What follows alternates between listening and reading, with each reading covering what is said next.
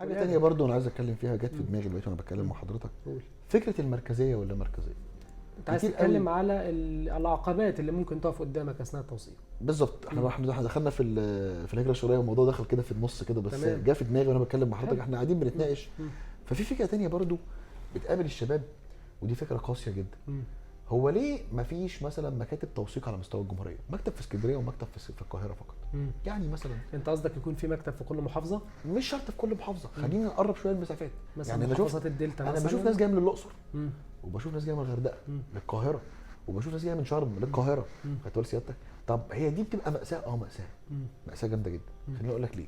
معلش، في بعض الزوجات بتبقى جايه من دول اجنبيه، هي نازله في مطار شرم الشيخ، نازله في مطار الاقصر الدولي، خلاص هي رايحه لزوجها، علشان توثق بتضطر ان هي لا اما تاخد طياره تانية، لا اما ممكن تاخد قطر، لا اما بتاخد مواصله، بحيث ان هي توصل للقاهره. وخلينا اقول لك مكتبين فقط. مكتبين فقط. وعايز اقول لك الضغط كله على المكتب في القاهره.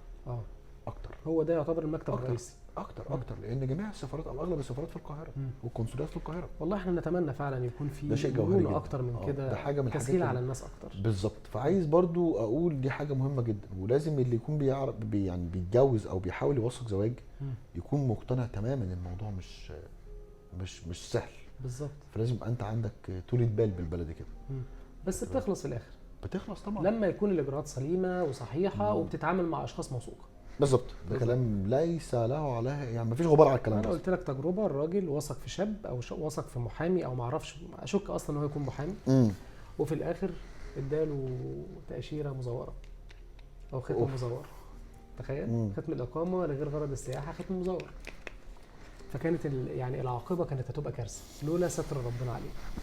ده كلام حقيقي. فالوضع بصراحه لا الوضع مش كويس في النواحي اللي زي كده خالص. احنا كده دلوقتي نعتبر اتكلمنا في كل ما يتعلق بالزواج وتوثيقه.